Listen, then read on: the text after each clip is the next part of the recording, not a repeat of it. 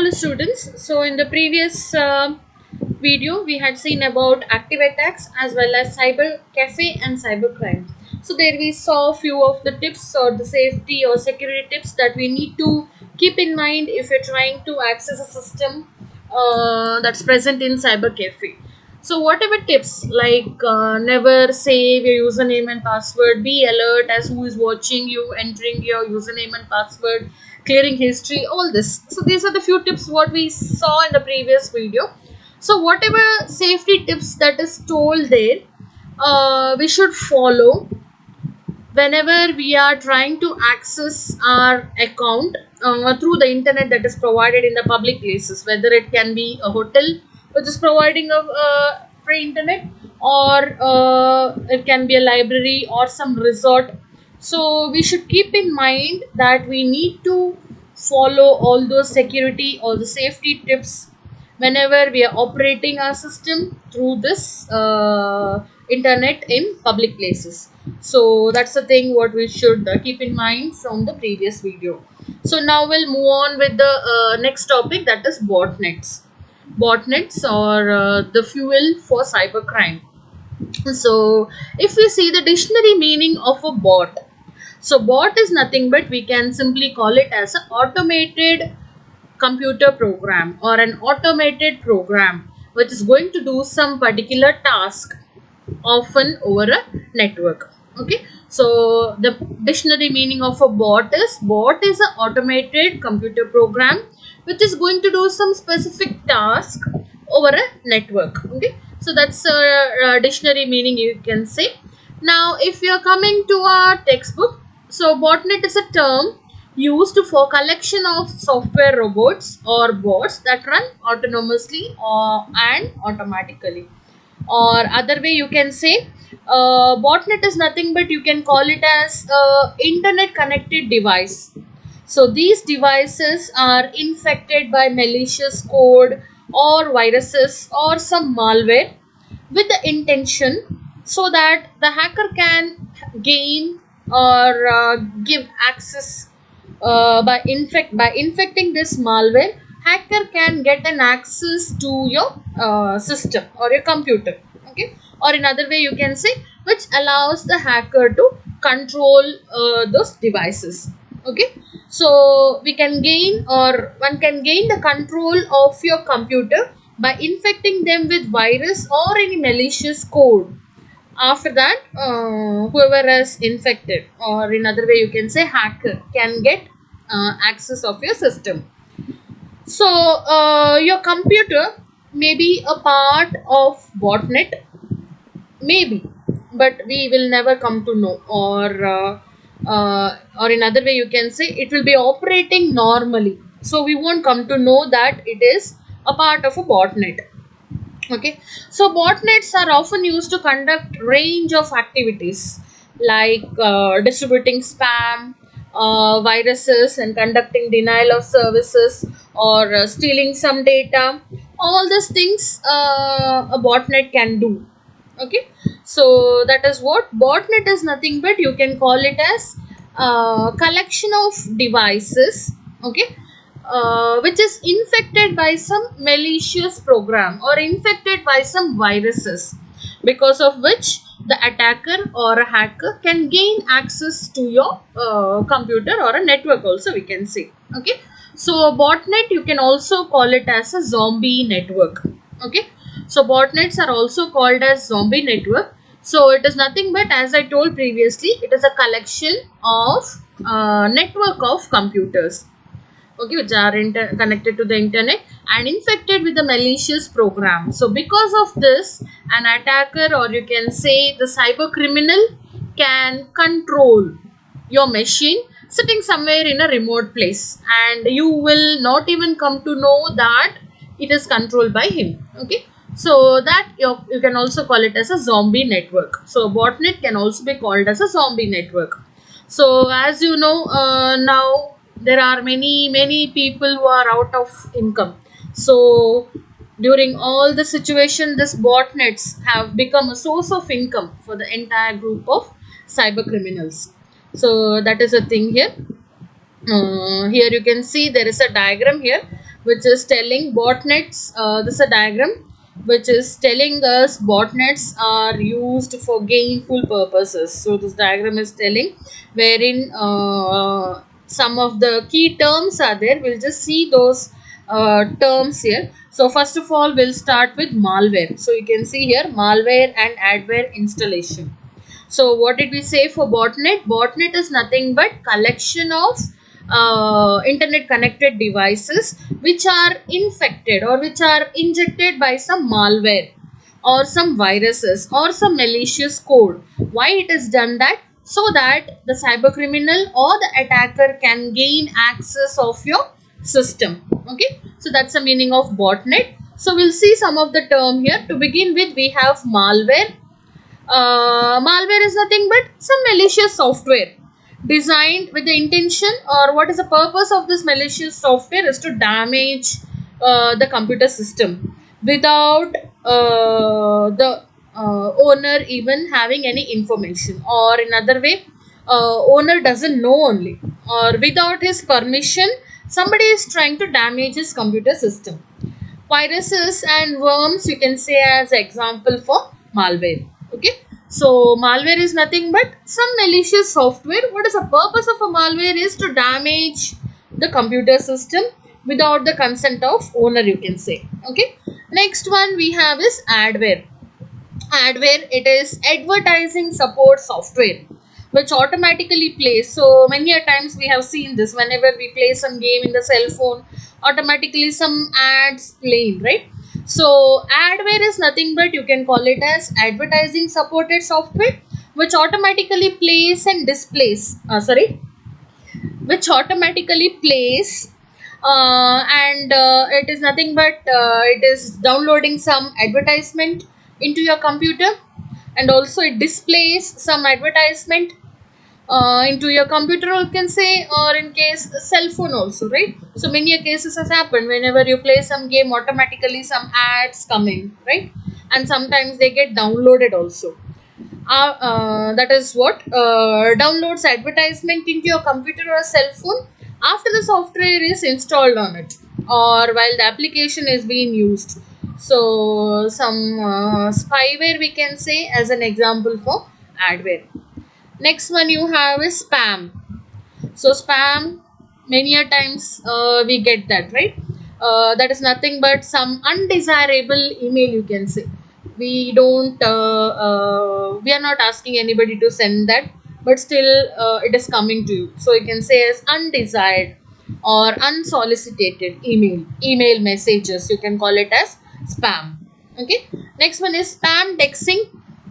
Hmm. Spam dexing. So it is also known as search spam or search engine spam. That is called as spam dexing. It involves a number of methods such as repeating unrelated phrases to manipulate the relevancy, or you can say prominence of resources indexed by a search engine. So in simple words, if I say, it is like indexing or search engine for spam, you can say like that. Okay, next one, distributed denial of service attack. So that is nothing but DDoS is written there. That is distributed denial of service attack occurs when multiple systems flood the bandwidth or resources to a targeted system. When many device or multiple system send their bandwidth to a one particular system or targeted system, usually one or more web servers also, you can say. So these systems are the compromised one, or these systems are compromised by attackers using many different techniques that we'll be seeing in the coming classes. So that's all what you can say for distributed denial of service. It is like multiple systems are flooding their bandwidth to a targeted system. Okay, so thereby what happens, you can say that there is a heavy load there in the targeted system, right? So that is all with respect to this particular diagram. Only that particular part is given. Next, we'll see how. So here, that's about bot. So here, some points are given to us. So how we can ensure um One can ensure following to secure the system. That is how you can secure your system. Okay. So one can reduce the chances of becoming a part of this bot or botnet by limiting the access into the system. So leaving your internet connection on and unprotected is just leaving our main door open, our house wide open, so that anybody can come in. It is like that. So you're connected to the internet 24/7. You don't have any antivirus or any protection like that. It's like you are allowing anybody to get into your system. That's what we can say. Open the house and sit so that anybody can come in. It's like that. So how we can ensure that we can our steps here we can see. One can ensure the following to secure the system. That is nothing but you can say how you can secure your system or how you can protect your system so that your system won't be a part of this botnet. Okay, so in that, the first thing what they're saying is use antivirus and anti-spyware software and keep it up to date. That's what we said. You are connected to the internet 24/7 and you don't have any software that is going to protect your system. So when you do like that, what happens? You're inviting the enemy there. You're inviting somebody to attack your system. It's like that. So what do we need to do? How you can protect your system or how you can keep your system secure is by using antivirus and anti-spyware software, and make sure it is always up to date. Simply install. You have installed some 1 year back and you have not updated. Again, that is inviting somebody to get into your system. It's like that. So make sure your antivirus or anti-spyware software what you have installed is up to date. Okay, so it is important to remove or quarantine the viruses, right? Yes, that facility we have. The setting of this software should be done during the installation so that the software get updated automatically on the daily basis. So always make sure your antivirus softwares are up to date. Okay, set the operating system to download and install security patches automatically. So the operating system companies issue security patches for any faults that are found in the system. So make sure these security patches are downloaded and installed automatically so that any loopholes are there, that is patched up there. Okay. So next is use a firewall. So make sure all the points are there. Antivirus is done and any security patch, install it automatically. That's the thing. Next one, firewall. Use firewall to protect the system from hacking attacks while it is connected to the internet. So we need to use firewall software.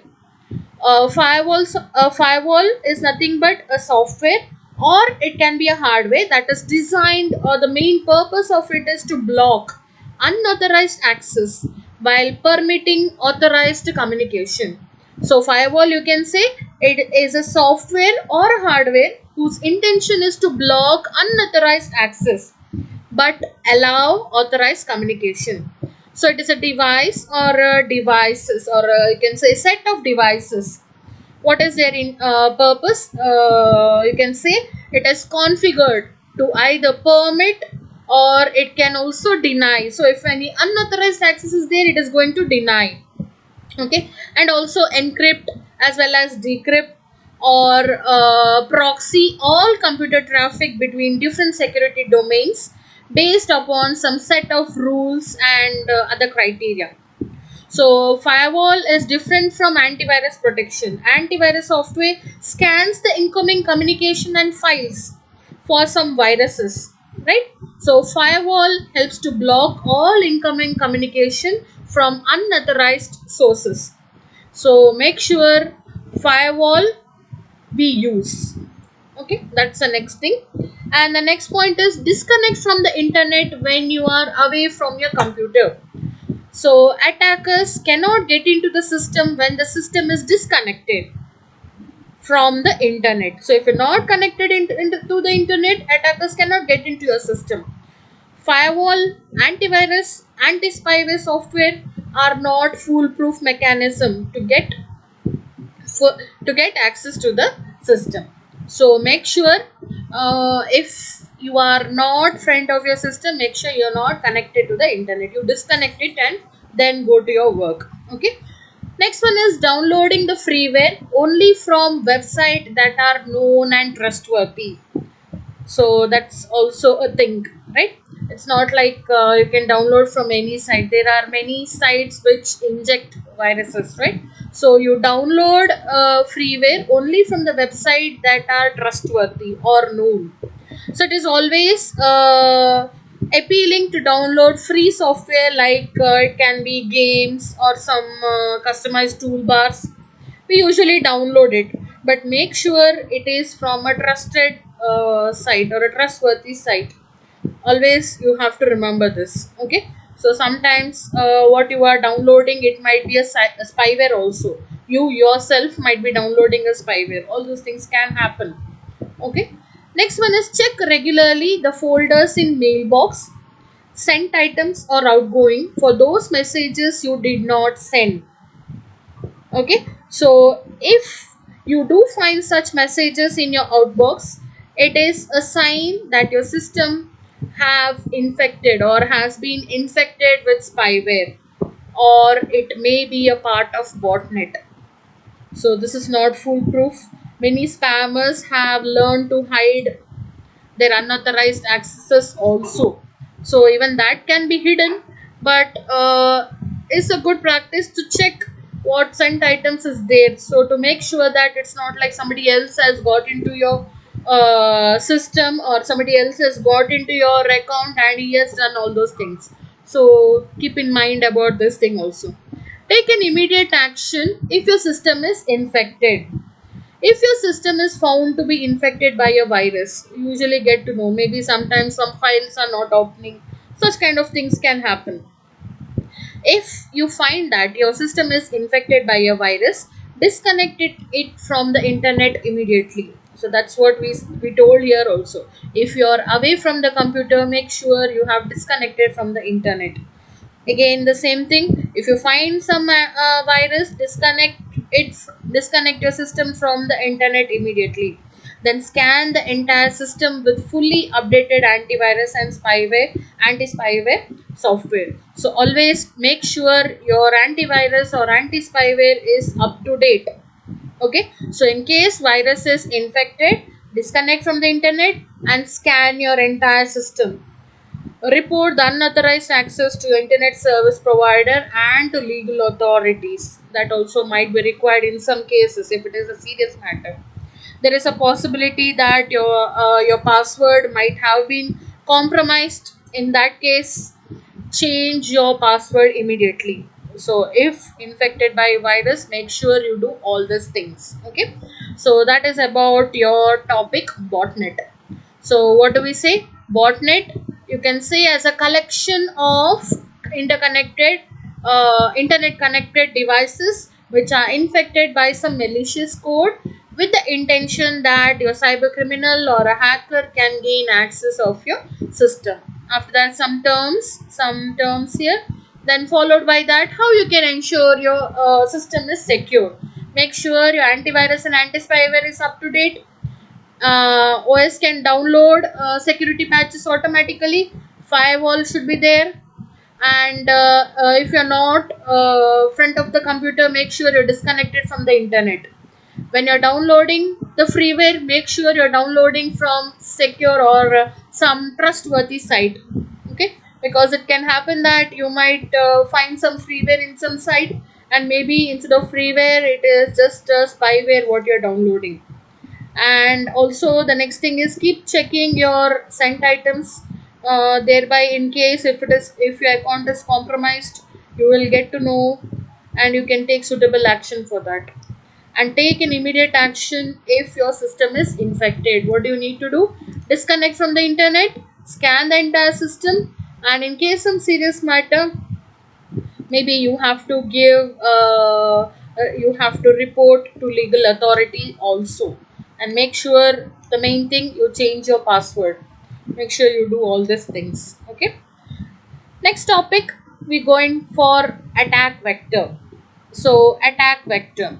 So attack vector is nothing but is a path or means by which an attacker can gain access to your computer or your network server to deliver a payload, or you can say some malicious outcome. So attack vector is nothing but a path through which an attacker can gain access into your system or your network. So attack vector enables attackers to use your system, any vulnerabilities if is there in your system. Attack vectors enables the attacker to use those loopholes, you can say. It can be a human element also. So attack vector will include viruses. It includes some email attachment. It can be web pages, pop-ups, all those things. So all of the methods involve programming. That is, in few cases, even hardware might be there. Okay.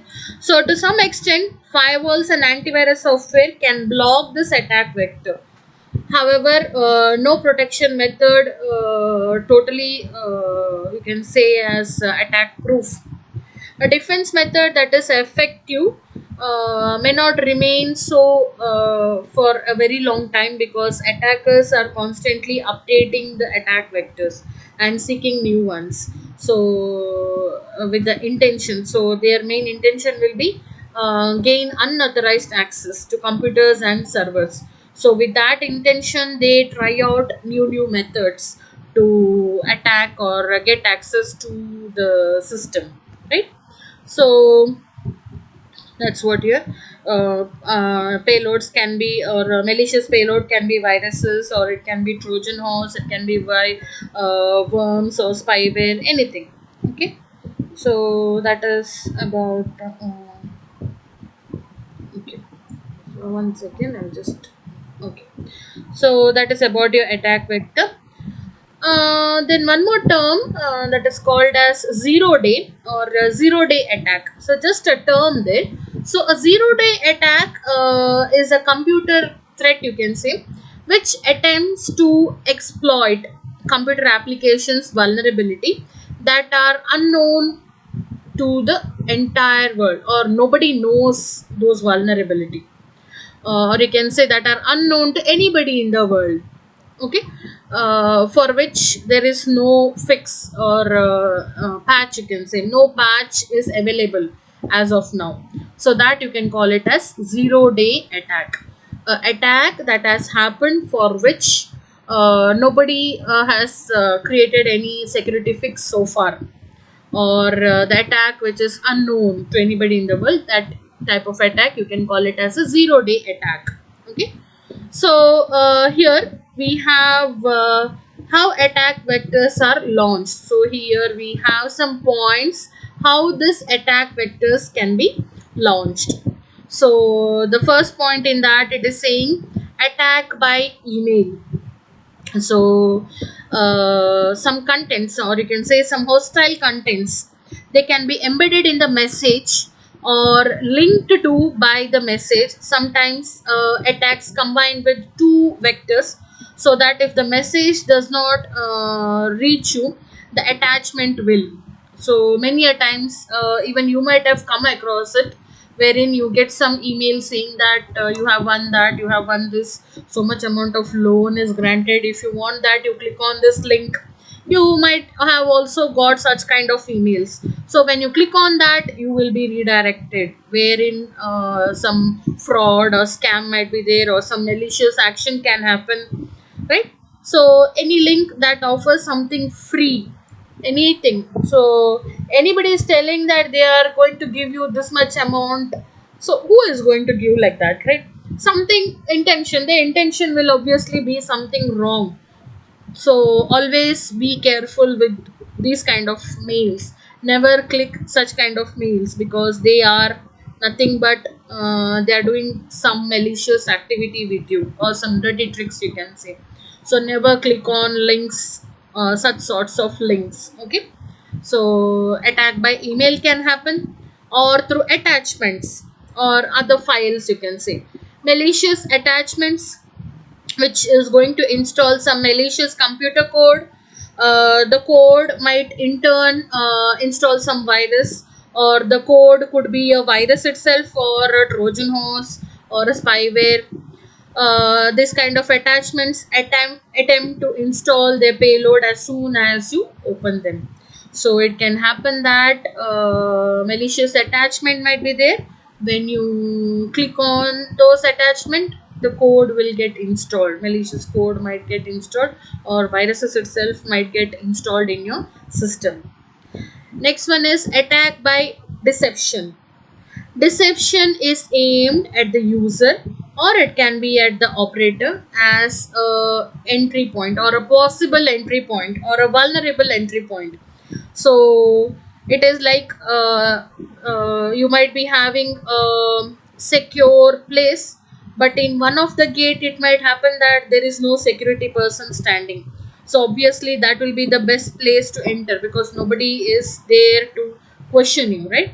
So that is what here. Deception is aimed at the user or operator as a vulnerable entry point. It is not just malicious computer code that we need to monitor. That we can say that we have to monitor. Some fraud scans, to some extent, spam you can say.